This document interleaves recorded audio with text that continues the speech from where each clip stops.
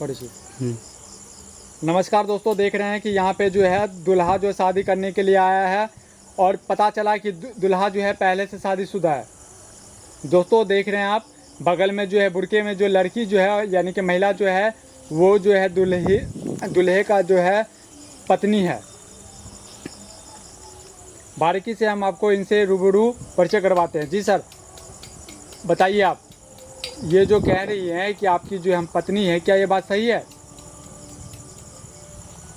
इनसे मेरी शादी तो नहीं न हुई है अभी। शादी नहीं हुई है मतलब? विस्तार से बताइए। इनसे मेरा प्रेम किए हैं इनसे। अच्छा, चक्कर चल रहा था? चक्कर चल रहा था। अच्छा, शादी नहीं किए। शादी नहीं किए? नहीं, पूछिए इनसे, मैं इनको सिंदूर जब डाला। मैडम जब मैं हाँ क्या क्या जब पूछिए नहीं इनसे, मैंने इनको सिंदूर दिया, सिंदूर मांग में डाला है। अच्छा मैडम जी, जब आपसे इन्होंने शादी नहीं किया है, जब आपको पता है कि इनकी शादी हो रही है, फिर आप जो है किसी की इज्जत के साथ में खेल रहे हैं, किसी खुशी के माहौल में आप रुकावट डाल रहे हैं, क्या ये आपको अच्छा लग रहा है? नाम क्या, पहले आप नाम बताइए। रुखसाना। रुखसाना जी। जी। आज सर आपका नाम?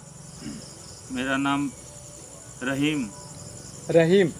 जाजा।